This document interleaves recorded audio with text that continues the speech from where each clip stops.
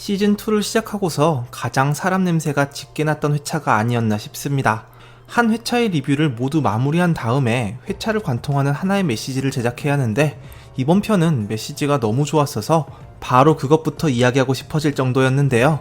그래도 꾹 참고 에피소드들을 하나씩 정리한 다음에 하나의 메시지 리뷰를 정리해보겠습니다. 이번 6회의 첫 번째 주제는 여러분들이 기다리고 기다리시던 익준이와 송화에 대한 이야기입니다. 새롭게 시작되는 3월에 대한 이야기가 줄을 이뤘던 회차라 러브라인에 대한 에피소드가 약한 감이 있다고 생각하셨을지 모르겠지만 그렇지 않습니다. 자세히 들여다보면 여기저기 뿌려져 있는 복선을 확인할 수 있는데요. 하나씩 살펴보시죠. 먼저 송화와 익준이가 아침에 카페에서 만나는 장면인데요. 송화가 익준이를 위해서 미리 주문을 하고 있었죠. 송화는 뜨아, 익준이는 아바라였습니다. 율제병원의 핵인싸 익준이는 카페 점원하고도 인친인 관계였습니다. 여기서 핵인싸는 친화력이 좋아서 사람들과 쉽게 친해지며 어느 무리에서든지 중심이 되는 사람을 의미하고, 인친은 인스타를 서로 팔로우한 관계, 인스타 친구를 줄임말이죠. 혹시나 송화처럼 모르시는 분들이 계실까봐 과잉 친절하게 설명을 해봤습니다. 음료가 나왔는데 여기서 잠깐 커피를 받아드는 익준이의 자연스러운 손이 눈에 띄었는데요. 익준이는 송화와 스킨십을 하는데 크게 부자연스럽지 않은 느낌이죠. 지난번에 안경점 오픈 전단지로 송화 동상을 만들었던 때에도 걸어가면서 송화 어깨에 자연스럽게 손을 올리는 모습이었는데요. 불편한 사이라면 이런 식의 스킨십은 정말 불쾌하게 느껴지겠죠. 하지만 두 사람의 모습에서 불편함이나 불쾌함이 느껴지지는 않았습니다. 그만큼 익준이가 송화를 편안하게 대하고 있다는 의미로 해석되는데요. 여기에 또 하나의 의미를 연결하자면 구구즈가 처음으로 결성되었던 날, 장기자랑에서 도망쳐 나와 숨어 있었던 5 친구들이었죠. 이날의 만남이 모두 우연인 것은 아니었습니다. 익준이가 나간 것을 알고서 송화가 카메라를 챙겨서 나왔던 거였죠.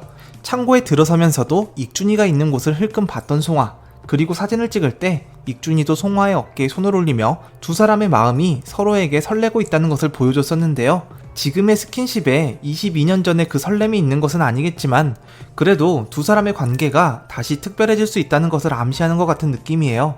5 친구들은 모두 다 친한 친구지만 송화와 스킨십을 하는 건 익준이밖에 없잖아요. 거기다가 익준이는 송화를 계속해서 챙기고 있었습니다. 시즌2 첫 회에서 이야기했었던 뇌피소설이 이쯤 되면 밝혀질 줄 알았는데 그냥 비하인드 스토리로 넘어가는 걸까요? 아니면 조금 더 있다가 팡 터트리려는 걸까요? 송화가 힘든 수술을 하게 되었을 때 용성민이 어시스트로 들어오게 된 것이 익준이의 부탁이었다는 이야기였죠. 성민이가 부탁한 외부 강연을 해주는 대신 송화의 수술을 좀 도와달라는 식으로 이야기했을 거란 뇌피소설이었는데요. 시간이 1년이나 지나버려서 다시 나올지 모르겠습니다. 카페에서도 익준이는 송화를 걱정하고 있었는데요. 송화는 빌런이었죠. 빌고 런하는 사람, 최선을 다해 열심히 일하는 사람이 바로 송화였는데요. 자기 수술에 제자들 논문, 그리고 학회 학술위원과 외부 강의 3건, 키다리 아저씨 수술까지 2건이 잡혀 있었습니다. 거기에 일주일을 180시간으로 사는 존경받는 흉부외과 교수 천명태가 수술을 또 하나 얹어줬죠. 남들보다 일주일에 12시간을 추가로 살아내면서도 수술을 또 부탁해야 할 정도로 바쁜가 봅니다. 역시 천명태는 최고의 빌런인 것 같죠? 여기까지 오기 전에 줍고 갈 복선이 하나 더 있습니다. 익준이가 카페에 도착하기 전 상황인데요. 벤츠남 익준이는 벤츠를 타고 출근 중이었죠. 흥얼거리는 노래는 누구보다 널 사랑해. 지난 회차에서 좋아가 의도적인 연출로 깔렸던 것처럼 이번에도 익준이의 마음을 배경음악을 통해 표현한 것 같다는 생각이 듭니다. 그런데 내비게이션이 말썽이었죠. 말썽이라기보다는 간혹 있어요. 빠른 길보다 돌아가는 길을 안내할 때가 말이죠. 익준이는 내비게이션의 안내를 따르지 않았죠. 자기가 아는 길이 더 빠르다면서 내비가 항상 여기에서 헤맨다는 이야기를 했는데요. 4차로로 가라는 안내에도 앙칼지게 3차로로 간다고 혼잣말을 했습니다. 그때 걸려오는 송화의 전화. 벤츠를 타고 내비게이션의 길 안내를 따라서 가는 곳. 물론 율제병원이고 출근길이겠지만 왠지 일하러 가는 게 아니라 송화한테 달려가고 있다는 느낌을 받았습니다. 기다리는 송화와 주차장까지 5분 남은 익준이. 그리고 익준이는 이제 내비게이션의 안내 없이도 송화에게 가는 길을 잘 알고 있었습니다. 이제 거의 다 온 것 같죠. 그리고 지난주 나왔던 복선 우리 우주가 계속 이어졌는데요. 익준이는 송화네 방에서 게임을 하고 있었습니다. 자기 방 놔두고 송화 방에서 사는 것 같은 모습이었는데요. 세상의 전부에게서 전화가 왔죠. 이런 소소한 말장난도 정말 재밌는 것 같아요. 우주가 익준이에겐 정말 소중하니까 익준이 세상의 전부이기도 한데 우주라는 단어의 광의적 개념이 세상에 존재하는 모든 것, 즉 세상의 전부잖아요.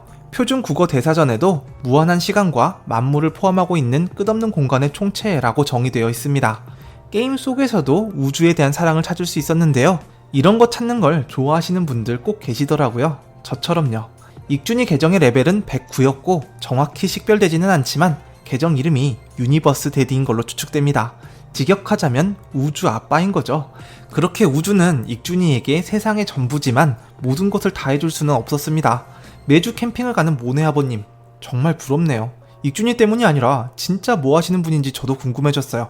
혹시 우리가 아는 사람들 중에 한 분이 나오시려나?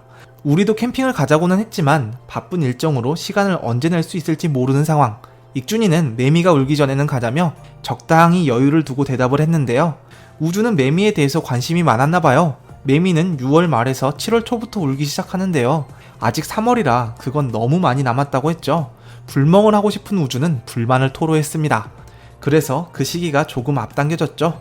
우화도 알고 있는 우주였는데요. 우화는 번데기나 유충이 날개가 달린 성충이 되는 것을 의미하는 단어입니다. 이런 걸 보면 송화랑 참 잘 통할 것 같아요. 송화도 자기가 아는 분야에서는 정말 완벽한 모습인데 관심이 없는 분야에는 전혀 문외한인 모습을 보이잖아요. 먹고 싶은 게 마치 천재가 악상을 떠올리는 것처럼 생각난다는 이야기를 할 때도 배경음악에 운명교향곡이 깔리면서 베토벤이라고 했죠. 물론 베토벤도 위대한 음악가이긴 하지만 천재 음악가라고 하면 역시 볼프강 아마데우스 모차르트죠. 송화의 부족한 부분을 익준이가 정정해주는 모습, 그리고 거기에 크게 개의치 않아 하는 송화였는데요. 예고편에서 캠핑에 대한 떡밥이 이어졌죠. 송화가 주말에 함께 캠핑을 가자고 먼저 이야기를 했는데요. 이날의 대화를 신경 쓰고 있어서 말을 꺼낸 것 같습니다. 그렇지 않아도 캠핑을 좋아하는 송화가 익준이와 우주의 약속을 위해 캠핑을 가자고 제안한 것 같은데 텐트를 친 곳의 분위기가 너무 좋아 보였어요. 알퐁스 도데의 소설이 떠오르는 밤하늘이었습니다. 이런 곳에 함께 캠핑을 가서 하루를 보내게 된다면 없던 썸도 생기겠던데요. 예고편에서 찾은 복선은 그것만이 아니었습니다. 시즌2 첫 번째 리뷰에서 익준 송화는 7, 8회쯤, 곰곰이 커플은 10회 전후로 이어질 것 같다는 퀴즈를 냈었죠.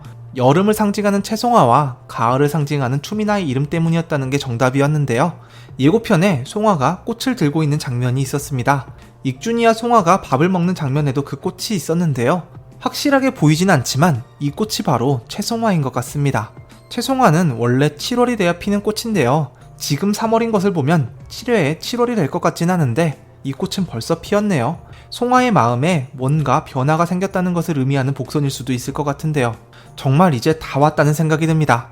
하지만 조금 더 기다려야 할 것 같아요. 올림픽 결방이 있는 데다가 저는 왠지 7회보다 8회에 이어질 가능성이 더 클 것 같거든요. 이건 뜬금없다고 생각하실지도 모르겠지만 전혀 관련 없는 이야기는 아니란 생각도 드는데요. 야구 팬으로 유명한 감독님과 작가님이 캐릭터 이름을 야구 선수들 이름에서 거의 따왔다는 설명을 드렸었습니다. 각 과별로 주축이 되는 팀이 있을 정도였는데요. 야구 좀 보셨다는 분들이라면 약속의 8회에 대해 모르실 수 없죠. 올림픽이나 WBC처럼 큰 국제대회에서 지고 있다가도 8회만 되면 기적처럼 역전하는 일이 많아서 생긴 용어인데요. 송화에게 한번 거절당했던 익준이가 약속의 8회에 뭔가 큰 거 한 방을 터뜨려줄 것 같다는 느낌이 들었습니다. 진짜 거의 다 온 것 같은데 결방이 정말 야속하네요. 긴 기다림이 지루하지 않도록 여러가지 이야기를 다채롭게 준비해볼게요. 저는 또 다른 영상 준비해서 돌아오겠습니다. 또 뵙죠.